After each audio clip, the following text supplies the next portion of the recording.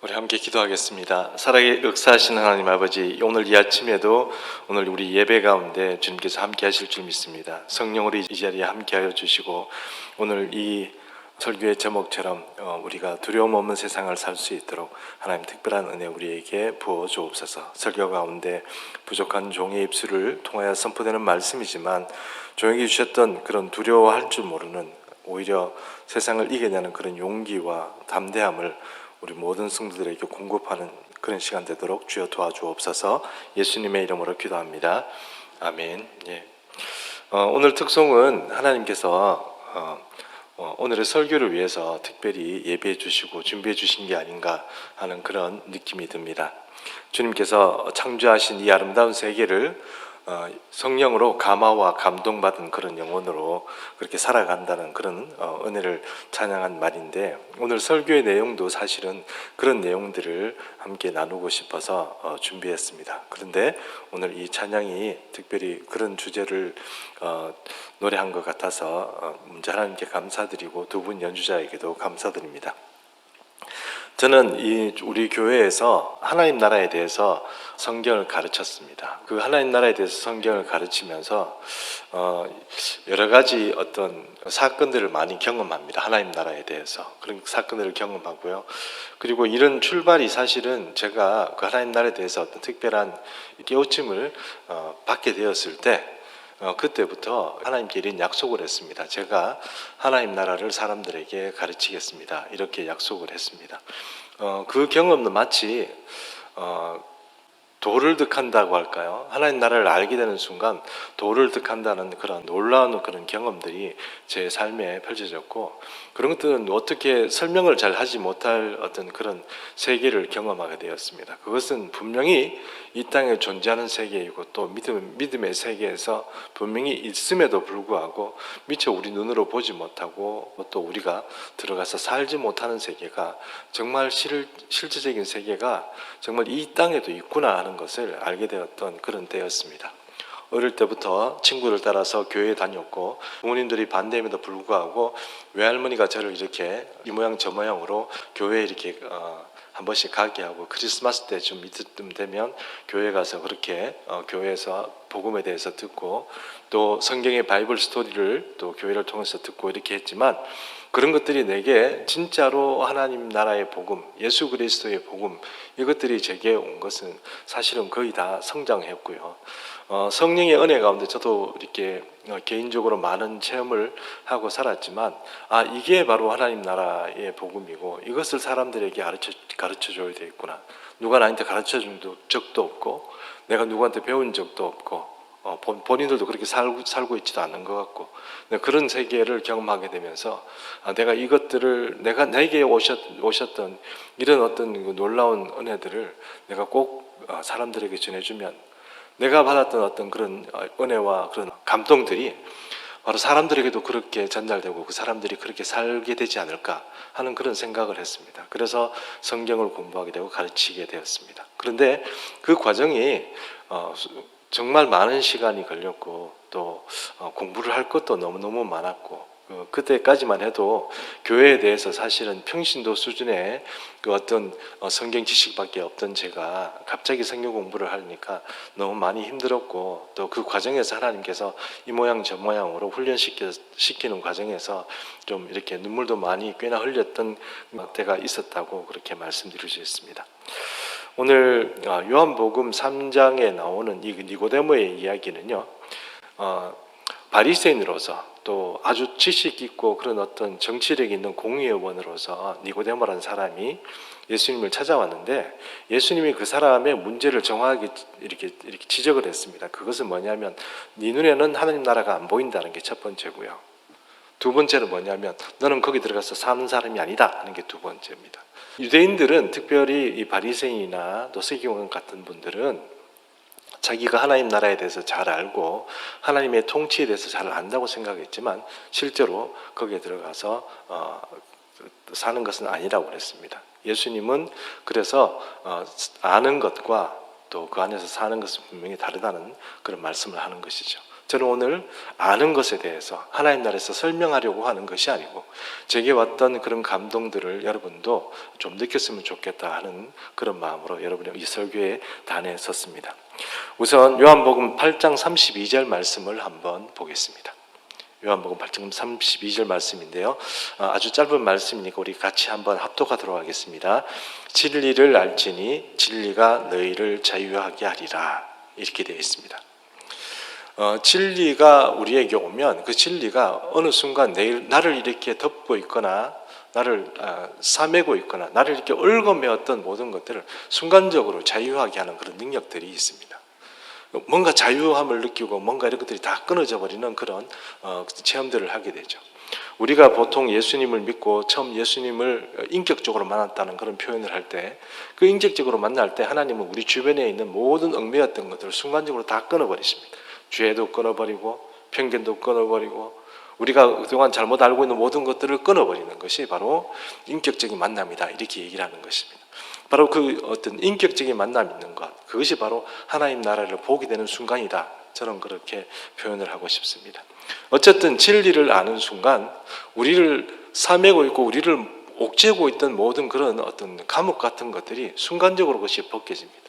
우리 영혼이 예수님을 처음 영접하게 될 때 어떤 구원의 복음을 제대로 이렇게 체험하게 될 때 우리 속에 뭔가 가슴이 뻥 뚫리는 느낌이나 아니면 우리 영혼을 만지시는 어떤 뜨거운 어떤 그런 사랑 같은 어떤 그런 뜨거움 같은 것들을 느끼게 되는 것이 바로 이런 진리의 말씀, 그 진리 되신 주님께서 우리에게 오셨기 때문입니다. 그래서 그것이 우리 영혼의 자유와 우리 마음의 자유, 우리 혼의 자유를 가져오는 것입니다.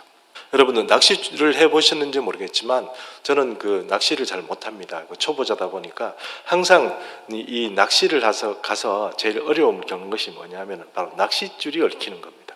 근데 조금 우리 그 낚시를 좀 잘 하시는 분들은 이 초보자들이 얽혀버린 그런 낚시를 잘 이렇게 풀어줘요. 그래서 보통 이렇게 낚시를 잘 못하는 이제 부인들이나 여성분들은 남편과 같이 이렇게 가서 이렇게 보통 하다 보면 항상 낚시줄이 얽힙니다. 그러면은 남편이 그걸 풀어주고 이렇게 또 정다운 시간들을 이렇게 보내고 그렇게 하는 것입니다. 그런데 우리 삶이 바로 이 얽힌 낚싯줄처럼 그렇게 우리를 이렇게 옥죄고 있습니다. 우리 눈에 보이지를 않죠. 투명하게 우리를 이렇게 다 옥죄고 있는 것입니다. 그것이 우리 눈에 보인다면야 우리가 뭐 어떻게 다 끊어버리겠지만 그것이 보이지 않게 우리를 이렇게 얽매고 있는 것입니다. 그것은 어쩌면 여러 가지 어떤 말로 표현할 수 있을 것 같습니다. 편견일 수도 있고요, 한계일 수도 있겠습니다. 어쩌면 지역적인 한계, 아니면 국경, 제한, 금지, 이런 여러 가지, 관습, 이런 것들이 다 이렇게 사람들을 얽매고 있는데요. 그런 것들이 이 참진리이신 예수님을 인격적으로 만날 때 그런 것들이 다 끊어지게 되어 있습니다. 그래서 우리 기독교에서 진리를 알지니 진리가 너희를 자유케 하리라 하는 이 말씀은 굉장히 중요한 어떤 교리적인 어떤 그런 말씀으로 그렇게 하고 있습니다. 요한복음 3장 5절 말씀을 제가 한번 다시 읽어보겠습니다. 예수께서 대답하시되 진실로 진실로 내게 이르노니 사람이 물과 성령으로 거듭나지 아니하면 하나님 나라에 들어갈 수 없느니라 하는 말씀입니다. 제가 방금 말씀드린 어떤 그런 우리에게 모든 것이 끊어져 버리고 그 끊어진 상태에서 계속 우리가 살 수 있는 방법인데 그것은 바로 하나님 나라에 들어가는 것입니다. 우리는 일반적으로 처음에 하나님을 인격적으로 만났을 때 그 감동이나 감격이 유지되지 않습니다. 왜냐하면 하나님 나라를 보게 되고 그것을 깨닫게는 되었지만 그 속에서 들어가서 사는 것은 다른 문제이기 때문입니다. 그 속에 들어가서 살아야 한다는 것을 사람들은 생각하지 않습니다. 우선 어떤 감동이나 감격 때문에 어느 정도 그런 어떤 자유함을 누리고는 있지만 조금 시간이 지나고 나면 다시 그곳에 얽매여 있는 자기 자신을 발견하게 됩니다. 그래서 수십 년의 신앙생활을 하더라도 그것에서 잘 벗어나지 못하는 그런 경우가 많다는 것입니다. 바로 하나님 나라는 바로 그런 것들이 끊어져 버린 상태에서 내 삶을 유지하는 것입니다. 그 속에서 사는 것입니다. 그리고 오늘 제가 제가 설교의 제목으로 말한 두려움이 없는 세상이 바로 이 하나님 나라 안에 들어가는 사람의 특징입니다. 그 사람들이 항상 이렇게 살아가다 보면 두려움이 있지 않습니까? 그 두려움이란 건 걱정이나 염려 같은 것들이 다 이렇게 포함돼서 우리를 이렇게 낚싯줄처럼 이렇게 얽매고 있는데, 그런 것들이 벗겨지는 것을 말합니다. 사실 저는 설교 제목을 정하고 하나님, 제가 다음번에 설교하게 되면 무슨 제목으로 설교를 할까요?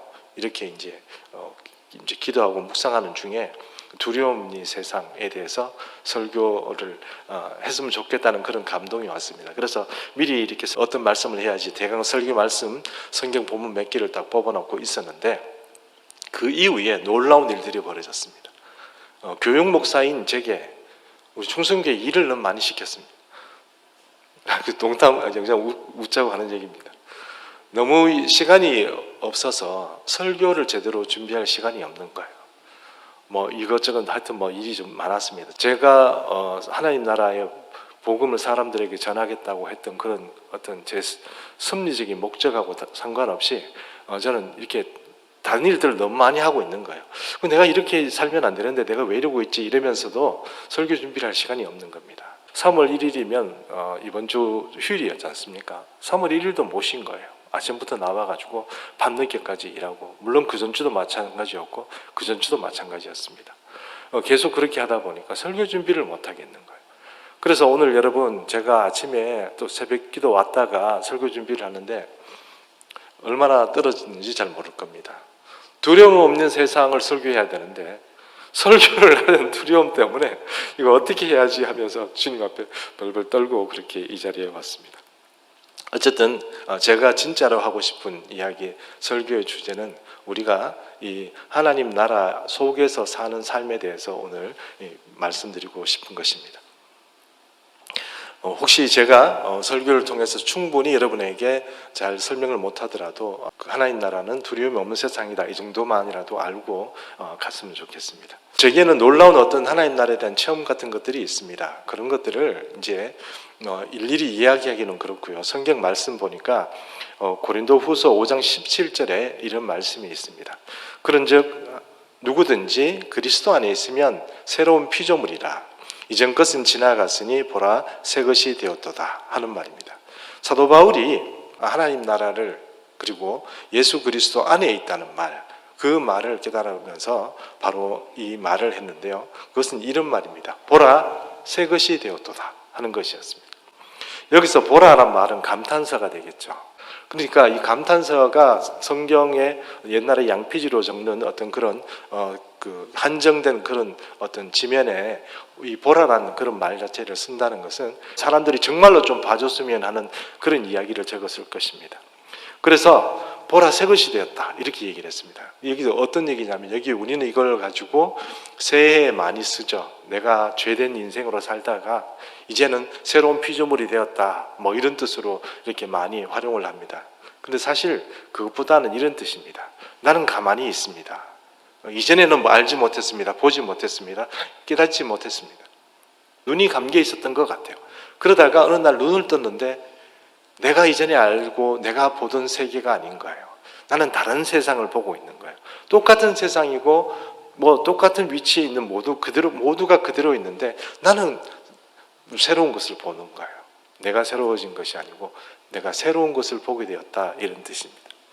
그러나 사실 사도 바울은 이런 그 놀라운 고백을 제가 이게 하나님 나라에 대한 그런 어떤 고백이구나, 하나님 나라를 발견한 사람, 혹은 다른 말로 해서 인격적으로 예수님을 만난 사람, 그런 사람들의 어떤 발견한 세계구나, 이렇게 생각을 했지만, 사실 이것이 나중에 보면 사도 바울은 요한복음 3장 31절 32절에 예수님께서 하신 말씀을 가져온 겁니다.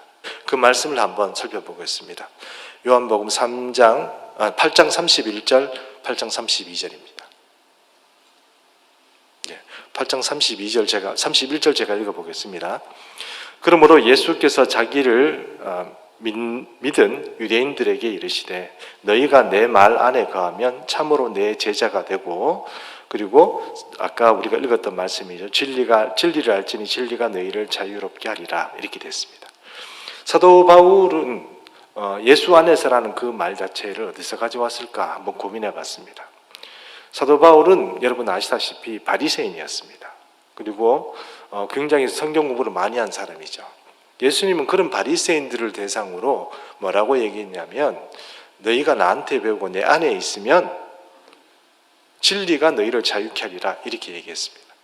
그러면 바리새인들은 자기가 하나님에 대해서 잘 알고 있고 신앙에 대해서 잘 알고 있다고 생각했지만 주님은 그게 아니고 그런 것들은 나중에 너희가 자유하게 되어 가지고 보는 세계가 진짜고 지금 너희는 너희 눈이 가려져 있다거나 얽매인 상태에서 보는 거다 그 얘기를 하는 겁니다.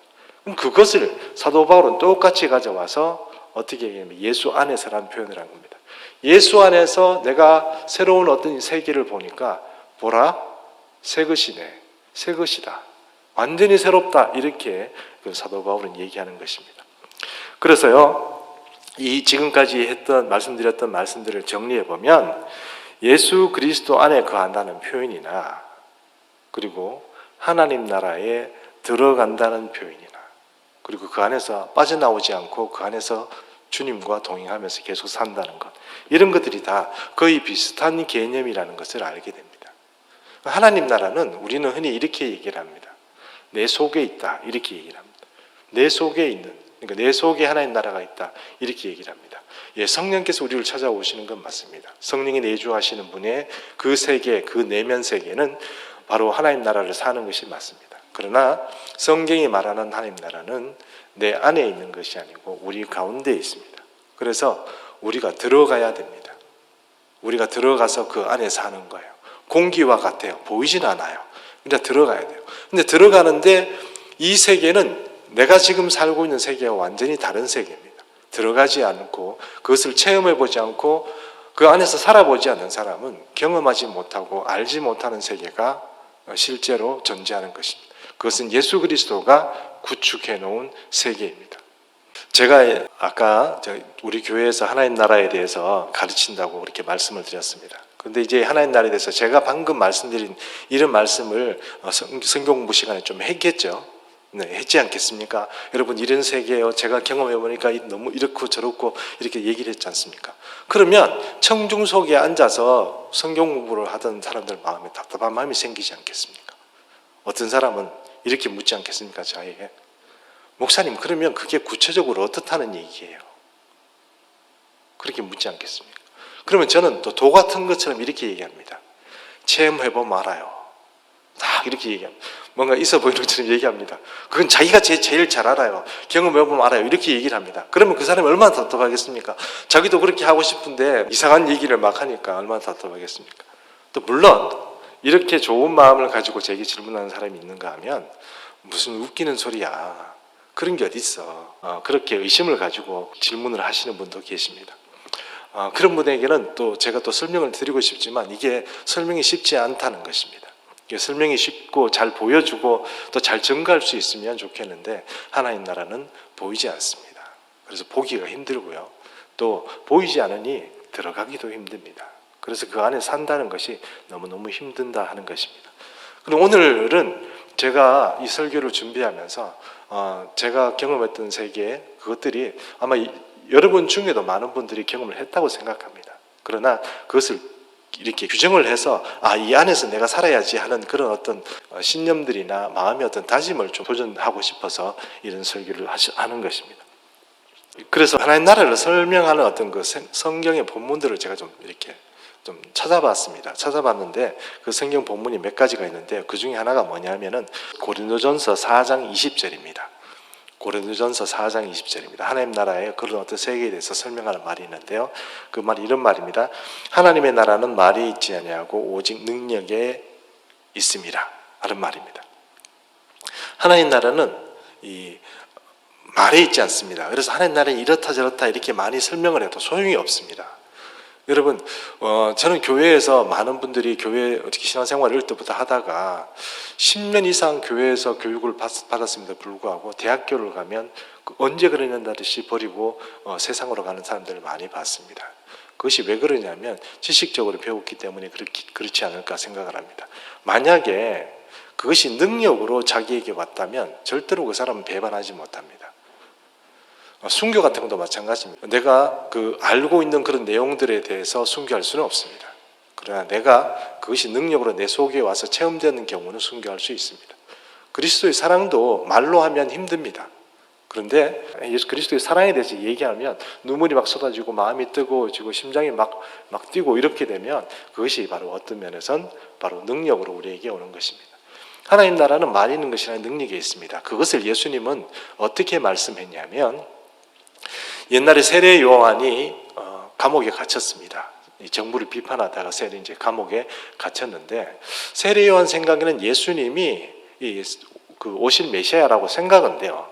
그런데 예수님이 왕이 되실 생각을 하고 정치 활동을 하고 이렇게 사람들을 좀 모으고 이렇게 해야 되는데 그렇게 하지 않으시고 그냥 계속 사람만 치유하고 귀신만 쫓아내고 그냥 제자들 몇 명만 데리고 계속 가르치기만 하시고 이러니까 세례 요한이 조금 그것이 의심스러웠습니다. 그래서 옥에서 이제 죽을 때가 다 되니까 내가 언제 죽을지 모른다 싶어서 제자들을 예수님께 보냅니다. 보내가지고 오실 그이가 당신입니까? 이렇게 물어보라고 질문을 하는 거죠. 그 세례 요한의 제자들이 와서 이렇게 예수님에게 왔을 때 예수님이 뭐라고 얘기를 하냐면 예수님이 능력을 베푸십니다. 귀신을 쫓아내죠. 또 안진뱅이를 일으키죠. 눈먼 자가 눈을 뜨게 하죠. 그런 일들을 막 하십니다. 그러면서 제자들의 세례 요한의 제자들에게 뭐라고 얘기했냐면 사람들이 눈 뜨고 안진병이 일어나고 귀신이 쫓겨난다고 전해라. 이렇게 얘기합니다. 그게 뭡니까? 예수님의 설명은 그게 하나님 나라라는 겁니다. 그러니까 말로만 복음을 설명하고 말로만 뭔가 뭐하고 이거하고 저거하고 이게 아니고 예수님이 말하고 싶은 하나님 나라는 능력으로 우리에게 임하는 나라였던 겁니다. 세례 요한은 귀신 쫓아내고 사람 고치고 이런 것에서 어떤 하나님 나라를 설명한 것이 아니고 그 사람은 그냥 회개해라 천국이 가까웠다 그것을 설명한 것입니다. 그런데 예수님은 바로 천국의 능력을 가지고 계셨던 것입니다. 여러분 우리 삶에는 바로 이 고린도서 4장 20절의 말씀이 매우 중요합니다. 우리가 정말로 그리스도인의 사람이고 그리스도 안에 있고 그리고 복음의 사람이라면 귀신은 우리를 두려워해야 합니다. 질병의 영들도 우리를 두려워해야 합니다. 그것들을 우리가 쫓아낼 수 있어야 합니다. 구역장님들 혹은 부구역장님들 구역원들 붙잡고 기도하시면 됩니다. 부모님들은요 자녀를 붙잡고 기도하시면 됩니다. 왜요? 그게 하나님의 능력이니까 그게 복음의 능력이기 때문에 그렇습니다. 예수님은 그것을 설명을 한 거예요. 그런데 그 당시에도 그랬고 여러분 성경을 보면 아시지만 제자들도 항상 문제가 많았죠. 잘 못 쫓아냈습니다. 잘 못 고쳤어요. 예수님이 항상 이 믿음이 적은 자들아 이렇게 하면서 제자들을 꾸짖던 일들이 성경 말씀에 많이 적혀 있지 않습니까? 여러분은 어떻습니까? 또 제가 그렇게 물어보는 저는 어떻습니까? 저도 부족하죠. 많이 부족합니다. 여러분도 아마 저와 비슷하지 않을까 생각합니다. 어떤 경우는 귀신이 쫓겨나는데 어떤 경우는 아무리 나가라고 해도 이렇게 돌리는 것처럼 이렇게 씩 웃고 이러는 귀신도 있습니다. 그런 거 생각해 보면 우리가 좀 더 하나님 나라에 대한 어떤 확신과 믿음을 더 가져야 되지 않을까 이렇게 생각합니다. 어쨌든 그것은 믿음과 상관이 있습니다. 그래서 하나님 나라 안에 있으면서 우리가 어떤 믿음을 키우고 그 안에서 계속 젖어본 사람만 그 능력을 가지게 되어 있습니다. 그것은 은사라고 해서 우리에게 주어지기도 하지만 그러나 실제적인 어떤 그런 은사는 하나님 나라 안에 사는 사람에게 주는 것입니다. 너희는 먼저 그의 나라와 그 일을 구하라. 그럼 이 모든 것이 너희에게 더하리라. 그 말씀은 하나님 나라 안에 거하는 사람에게는 이런 능력들이 있는 거고 그 안에 없는 사람들은 여러분 내가 하나씩 그 이외의 것들을 구해야 됩니다. 주님 이거 해주세요 이렇게 하나 구해야 되고 주님 저거 해주세요 하나씩 구해야 됩니다. 그렇게 얻어야 되는 사람이 있는가 하면 하나님 나라 안에 있으면 자동적으로 오토매티컬하게 모든 게 해결이 되고 뭔가 이렇게 막 됩니다. 그것은 물질적인 거 아니면 어떤 능력에 관한 거 이런 것들이라기보다는 뭔가 걱정 안 해도 되고 염려 안 해도 되는데 되는 겁니다. 그래서 예수님은 마가복음에서 이런 얘기합니다. 마가복음 11장에 보면 그러므로 기도하고 구한 것은 무엇이든지 받은 줄로 믿으라. 그러면 너희에게 그대로 되리라고 말씀하시잖아요. 하나님 나라가 왜 우리에게 중요합니까? 왜 우리가 하나님 나라에 대해서 깨닫고 그 안에 살아야 됩니까? 그대로 되기 때문입니다.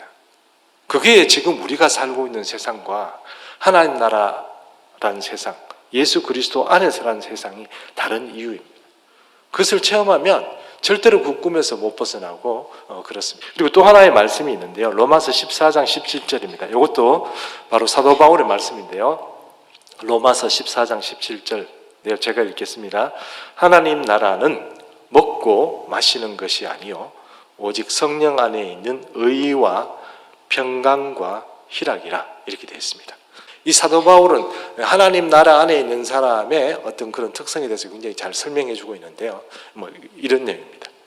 여기서 먹고 마신다는 것을 단순히 이제 로마 교회에는 문제가 좀 많이 있었습니다. 그래서 먹는 문제 때문에 교회에서 먹는 문제 때문에 로마서 14장에는 좀 문제가 좀 생겼습니다. 근데 그런 것들을 다 설명할 필요는 없을 것 같고, 먹고 마신다는 건 이 땅에서 파티한다고 생각하시면 됩니다.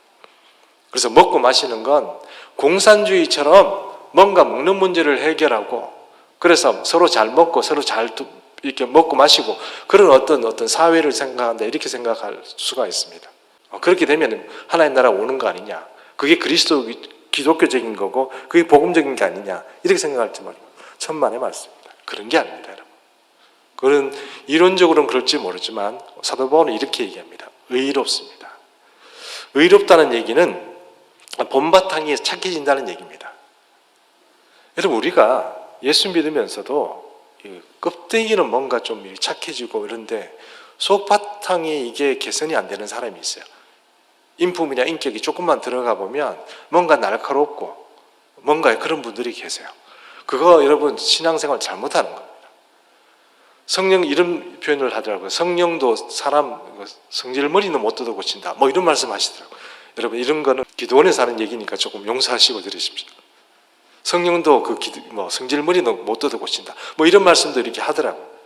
여러분, 과연 그럴까요? 아닙니다. 성령이 오시면 사람이 의로워집니다.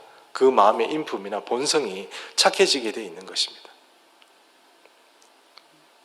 그 다음 두 번째는 평강입니다. 평강인데요, 찬송가 412장이 이 말을 제일 잘 설명해 주지 않을까 생각합니다. 내 영혼의 그 깊은 데서 맑은 가락이 울려나네, 하늘 곡조가 언제나 흘러나와 내 영혼을 고이 사네. 여러분, 우리 속에서 뭔가 우리 속에 어떤 영혼의 그 깊은 데서 뭔가 이렇게 흘러나오는 게 있습니다. 곡조가 있습니다. 그 곡조가 내가 만들어내거나 내가 어떻게 한 게 아니고 그것이 마치 하늘하고 이렇게 딱 접속이 돼가지고 백그라운드 음악처럼 뭔가 평화롭고 하늘의 곡조가 흘러나오는 것 같은 그런 것이 있는 사람이, 여러분, 그것이 바로 하나님 나라에 살고 있는 사람의 증거입니다. 저는 가끔씩 성경 공부를 하다가 성경 공부를 하는 분들에게 이런 질문을 합니다. 여러분, 자고 일어났을 때 밤새도록 여러분이 마치 카페 같은 데서 찬송가를 듣는 것처럼 듣다가 이렇게 딱 일어나가 나도 모르게 노래를 부르는 분이 계세요? 이렇게 물어봅니다.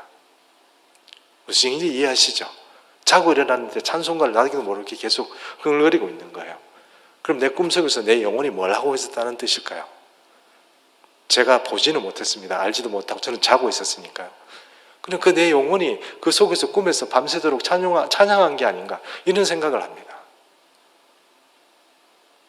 그래서 하늘 곡조 같은 것들이 내 속에서 영혼에서 계속 흘러나오는 것이죠. 그것이, 여러분, 제가 무슨 얘기를 하는지 또 아시는 분이 계실 거예요. 또 모르는 분도 계시겠죠. 그래, 여러분, 우리 속에서 흘러나오는 정말 이 자발적이고 뭔가 감화와 감동에 얽힌 그런 어떤 찬양을 하나님 앞에 드리는 것, 그것이 또 하나님 나라를 사는 사람의, 그 안에 사는 사람의 특징입니다. 세 번째는 희락입니다. 희락인데, 이 희락은 또 성경 말씀도 비춰주셨네요. 감사합니다. 희락은 기쁨이라는 거잖아요. 즐거움입니다. 이 즐거움인데, 그냥 우리가 코미디 프로를 보거나 어떤 즐거운 일을 만났을 때 그것 때문에 그냥 막 기쁘게 웃고 땀이 나고 웃고 토할 정도로 웃고 그런 경우도 있긴 합니다만, 뭔가 우리 속에서 정말 윤택하고 이거 어떤 기쁨을 감추지 못하는 그런 어떤 뭐 정말 기름진 어떤 즐거움 같은 것이 있습니다. 우리 영혼에. 그것이 하나님 나라를 사는 사람의 특징입니다. 이 세 가지가 있습니다. 착한 거, 또 그 다음에 평화로운 거, 또 그 다음에 그 영혼이 즐거운 거, 이런 겁니다. 여러분 제 얼굴을 지금 보니까 어떠세요? 근데 지금 보면 내가 왜 이렇게 살아갔지? 뭐 이런 생각도 좀 하거든요. 정말 하나님 나라를 사는 사람이 맞나? 싶을 정도로 제 자신에게 질문할 때가 많이 있다는 것입니다. 여러분 거울 한번 보시면 여러분 표정이 어떠세요? 정말 우리 속에 희락의 즐거움이 있습니까? 성령의 기름 부으심이 부어지는 그런 어떤 즐거움이나 윤택한 그런 기름 부으심이 있습니까? 그것이 없다면 그것을 빨리 회복을 해야 됩니다, 여러분. 지금 제가 말씀드린 게 없어도 괜찮는데 그거 없어도 신앙생활 잘하는데 이렇게 생각하시면 안 돼요. 그게 없으면 심각한 문제라는 것을 제가 여러분에게 지적을 드리고 싶은 것입니다. 왜냐하면 복음이라는 것은 하나님 나라에 관한 것입니다. 마가복음에도 말씀하고 있는 것처럼 예수 그리스도 그 복음의 시작이라 돼 있잖아요. 그래서 예수님에 관한 어떤 그것이 바로 복음이고 그 복음이 하나님 나라하고 상관이 있습니다. 하나님 나라 안에서 살아야 됩니다. 안 그러면 니고데모처럼 바리새인 되는 겁니다. 그러면서도 내가 예수를 잘 믿는다고 생각하는 건 좀 그건 문제가 있는 거죠. 자, 그 다음에 제가 하다 보니까 어떤 성경 공부처럼 되는데 죄송합니다. 제가 수학 강사 중에요. 그 1타 강사라고 합니다. 그러니까 1급이죠. 초 1급입니다. 돈을 수억씩 버는 사람, 한 달에 수억씩 벌어가지고 세금만 10몇 억씩 내는 그런 사람들이 우리나라에도 좀 있습니다. 그 중에 차길령이라는 사람이 있습니다. 수학 강사인데 이분이 제가 어느 날 그 CBS TV를 보는데 거기에 어떤 간증 프로그램에 나왔더라고요. 그래서 이제 자기가 젊을 때는 어떻게 살았고 또 요즘은 어떻게 살고 있고 그래서 어떤 은혜를 누리고 있다 하는 것을 이제 간증을 하는 겁니다. 여러분 혹시 부모님들은 우리 아이들에게 꼭 이거를 좀 보여주셔야 돼요. 그리고 청년들도 분명히 제가 말씀드리지만 이런 세계가 있습니다. 없는 게 아니에요. 있습니다. 있으니까 꼭 그 나라로 들어가셔야 돼요. 저도 그렇게 살아왔고 주변에서 무슨 꿈 꾸는 소리냐 이렇게 얘기할지 모르지만 아니요, 있습니다. 여러분 들어가 보시면 압니다. 물론 여러분 중에도 제가 뭘 얘기하고 있는지를 잘 이해하시는 분들도 계실 것입니다. 지식적으로 이해한다는 것이 아니고 심정적으로 혹은 그 영혼이 반응하는 분이 있으리라고 생각합니다. 이 차길령이라는 사람은 우리나라에서 스카이라는 대학 그 대학에 제일 많이 이렇게 진학을 시킨 그런 강사라고 합니다. 근데 이 강사가 어릴 때부터 이제 그 어머니가 이제 차길령이라는 어린 아이를 속셈학원이 뭡니까? 속셈학원 해가지고 암산학원 있잖아요. 이런 데 보냈답니다. 그래가지고 그때부터 이제 암산을 하면서 이렇게 쭉 오다 보니까 어느 날 보니까 수학 천재가 돼가지고 그렇게 오늘 이렇게 일타 강사가 되었다 하는 것입니다. 그런데 이 사람도 여러 학원 같은 걸 하면서 여러 가지 일을 벌려봤는데요. 그 일을 벌인다고 해서 일이 잘 안 되더라는 겁니다. 너무 괴롭고 사업 때문에 돈도 너무 이렇게 많이 벌기도 많이 버는데 많이 나가기도 하고 너무 힘들었다는 거예요. 근데 어느 순간 어떤 권사님이 자기에게 찾아와서 장로 아들인데 기도 좀 해라 막 이러더래요. 그래가지고 이거 내가 이렇게 살면 안 되겠다 싶어서 기도하기를 시작했습니다. 여러분 하나님 나라를 어떻게 들어가냐고요? 저한테 질문하시면 기도를 좀 시작하십시오. 기도를 시작하셔야 되지. 자꾸 질문만 한다고 해서 자꾸 그런 세계가 어떻게 돼서 저한테 묻는다고 해서 제가 들 수 있는 게 아닙니다. 기도로 들어가는 거예요. 기도로. 어쨌든 이 사람이 그 이후로 기도를 하기 시작했는데요. 기도를 하고 이제 일타 강사니까 여러분 요즘 인터넷으로 이렇게 강의를 하지 않습니까? 그 인터넷 영상을 이렇게 찍은 거예요. 근데 이제 모니터링을 하려고 다 찍고 나서 이렇게 봤는데 정말 기도 막 하고 1시간 이상 막 기도하고 영상을 찍었는데 거기에는 진짜 성령의 충만한 가운데 어떤 사람이 강의를 하는데 진짜 자기가 아닌 다른 사람이 와서 강의를 하는 거예요. 너무너무 기차게 잘하는 거예요. 그래서 와 이거 왜 저렇지 이래가지고 이제 시험을 해본 거겠죠.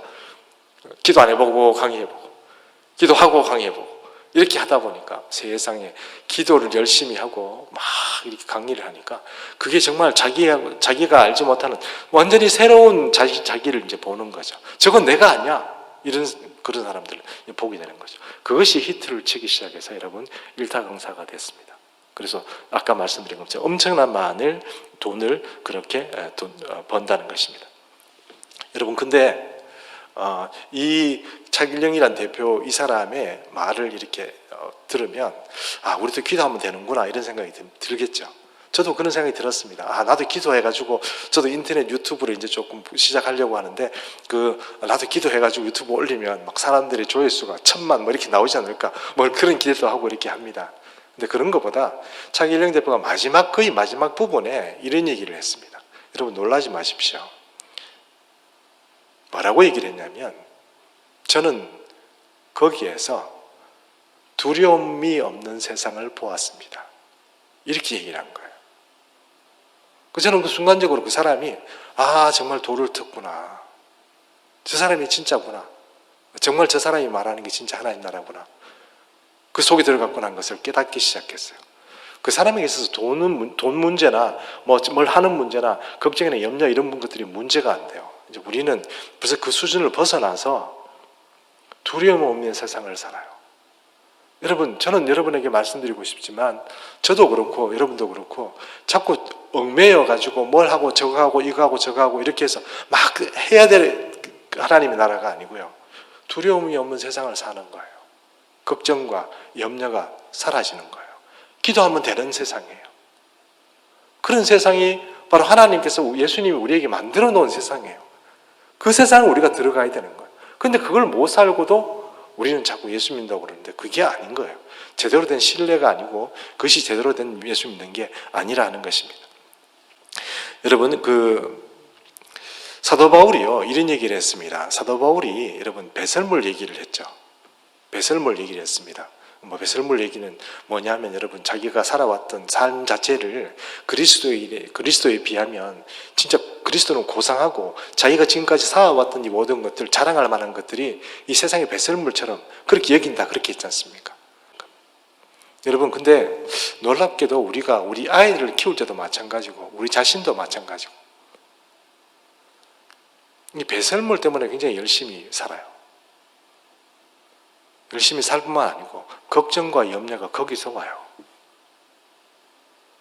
그렇게 되지 못할까 봐 내가 경쟁에서 처질까 봐 이 좋은 배설물을 얻지 못할까 봐 오는 그런 걱정과 염려 그것들이 내 두려움으로 와요. 그래서 사람 만나기 힘들어지고 이거 하기 힘들어지고 저거 하기 힘들어지는 그런 두려운 것들이 점점 더 우리를 옥죄어 오는 거예요. 거기서 우리가 함몰되는 것입니다. 하나님 나라는 그런 게 아니라고 그렇게 말씀을 드릴 수 있는데도 우리는 실제로는 그렇다 하는 것입니다. 그래서 차길령이라는 사람이 바로 말한 두려움이 없는 세상이라는 것은 바로 이 배설물을 추구하던 세상에서 벗어났다는 의미도 있습니다. 여러분 이제 생각하십시오. 우리 아이들 교육 문제가 됐건 우리 자신이 어떤 모습으로 하나님 앞에 서야 됐든 그것은 내가 무슨 캐리어를 가지고 뭘 어떻게 했기 때문에 내가 뭘 이런 걸 저런 걸 잘했기 때문이 아니에요. 그거 다 미안하지만 배설물이에요. 우리는 그저 그 안에 살아야 되는데 그 안에 살면은 모든 것이 해결되게 돼 있어요. 그대로 되게 되어 있습니다. 그 예수님이 그렇게 얘기를 해도 사람들이 잘 못 믿는데 너희는 먼저 그의 나라와 그 의부터 구하고 그러고 나면 나머지는 자동으로 다 해결돼 하는 게 예수님의 제안이에요.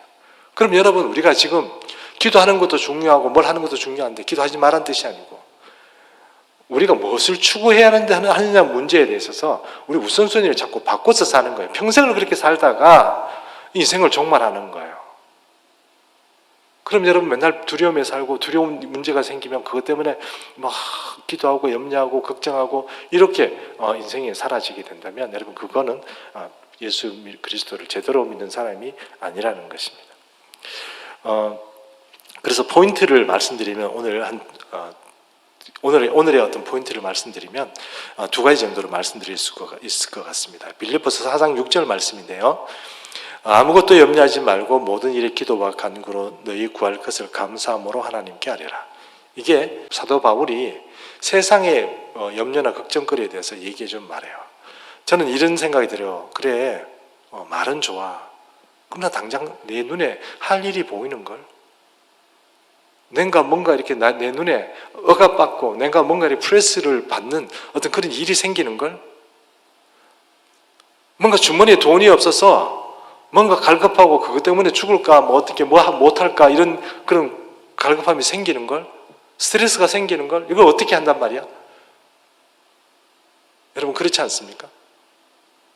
똑같겠죠. 제가 그렇다면 여러분도 아마 똑같지 않겠나 이래 싶은데, 그러나 사도 바울은 분명히 말합니다. 아무것도 염려하지 마라. 모든 일에 기도와 간구로 구하면 하나님께서 해결해 주신다는 게 빌립보서 4장 6절 말씀입니다. 그래서 여러분 하나님 나라를 구하는 데 있어서 자꾸 염려하거나 걱정하거나 이렇게 주변의 어떤 이 상황들을 보지 말고 우선 주님 앞에 하나님 나라를 구하는 기도를 먼저 하셔야 됩니다. 내가 그 안에 살고 싶어요. 주님과 동행하고 싶어요. 주님과 그렇게 사랑하면 관계로 살고 싶어요. 이게 우선입니다. 그게 되고 나면 나머지는 해결된다는 겁니다. 그래서 아무 염려하지 마라 그러는데도 여전히 염려하는 인생을 살아간다면 참 불행한 것이죠. 예수 믿음에도 불구하고 말입니다. 또 두 번째, 오늘의 포인트 두 번째는 요한복음 14장 27절 말씀입니다. 요한복음 14장 27절 말씀인데요. 요거는 좀 중요한 말씀이니까 지금까지 다 중요했습니다만 그래도 오늘 포인트 되는 말씀이니까 한번 같이 읽어보도록 하겠습니다. 평안을 너희에게 끼치노니 곧 나의 평안을 너희에게 주노라. 내가 너희에게 주는 것은 세상이 주는 것과 같이 아니하리라. 너희는 마음에 근심하지도 말고 두려워하지도 말라. 여러분 어떻습니까? 주님이 염려하지도 말고 두려워하지도 말라고 했는데, 여러분 우리는 우리 현실이라는 문제, 그거는 신앙이고요, 그거는 믿음이고, 뭐 우리는 지금 좀 두려워하고 우리는 좀 걱정하면서 염려하면서 근심하면서 그렇게 살래요, 이렇게 혹시 말씀하시는 분이 계시다면 여러분 그것을 오늘이라도 좀 고치는 게 좋습니다. 염려하지 말고 근심하지 말고 걱정하지 말고 주님이 주시는 화평 가운데 거하시면 그것이 해결이 되는 것입니다. 두려워하지 말라고 하는 것입니다. 저는 이제 설교를 이제 조금 정리해 보려고 합니다. 제가 내세울 수 있는 시절이 있습니다. 제가 하나님 나라 이런 거다 얘기하고 싶은 시절이 있어요. 그 대학교 4학년 때였어요. 대학교 좀 오래됐죠. 네, 요즘 얘기를 좀 해야 되는데 대학교 4년 때 얘기를 하겠습니다. 차기령 대표가 얘기했던 두려움이 없는 세상이라는 것을 제가 설명하려다 보니까 대학교 4학년 때 이야기를 하고 싶습니다. 그래서 제가 여러분 자녀들이나 청년들한테 그런 세상이 있다고 얘기를 자꾸 하는 거예요.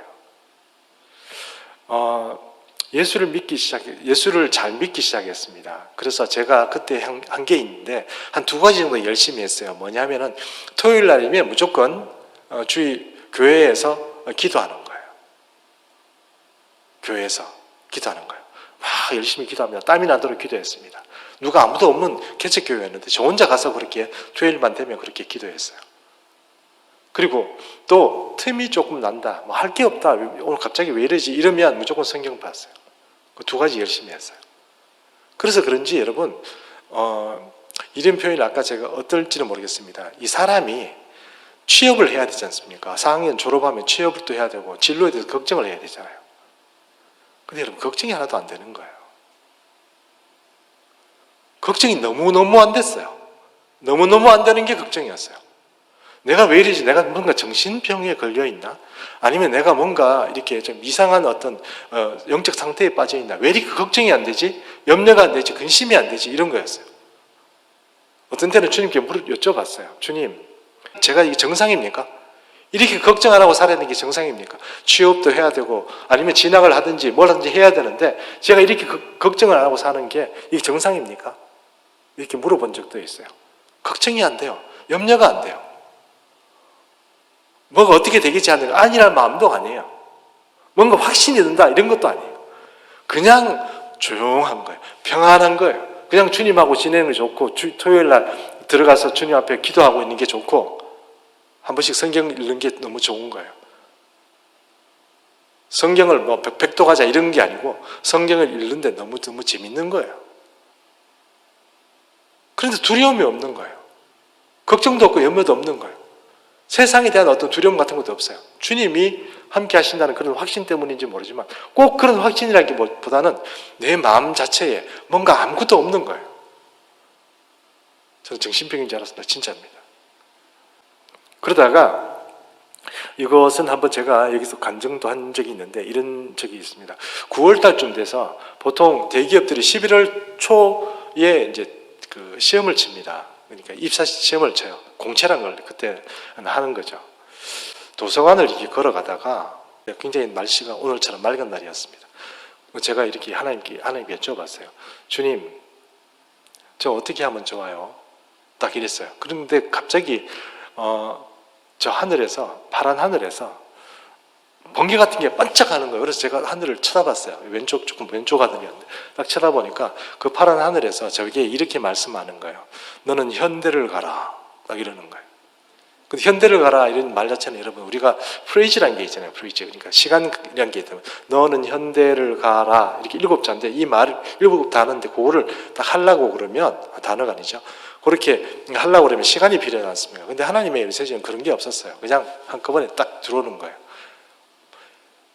그래서 저는 현대를 가겠습니다. 이래가지고 제가 현대를 갔잖아요. 그래 여러분도 마찬가지고 우리가 목표가 있습니다. 그러니까 신앙적인 목표가 있고 내가 도를 닦는 건 아닌데 내가 어느 정도 수준까지는 가야 된다는 게 있습니다. 그게 뭐냐면 바로 두려움 없는 세상을 사는 거예요. 내 속에서 근심과 걱정이 없어지고 하나님이 정치하시고 통치하시는 그런 평안한 세상이 있습니다. 분명히 있습니다. 그 안에 들어가야 돼요. 그래서 설명하지 못했어요. 지금까지 누가 물어보면 그것을 이렇게 설명하지 못했는데 차기령 대표가 얘기해 준 얘기를 듣고 저는 오늘 여러분에게 그 말씀을 드리고 싶어요. 두려움 없는 세상이 있습니다. 그 세상이 바로 하나님 나라 안에 있는 세상입니다. 예수 그리스도 안에 있는 세상입니다. 꼭 여러분은 그 안에서 함께 하나님이 주시는 그런 희락과 평화와 의로운 그런 양식들을 먹으면서 살아가는 중생의 모든 식구 되시기를 축복합니다. 기도하겠습니다.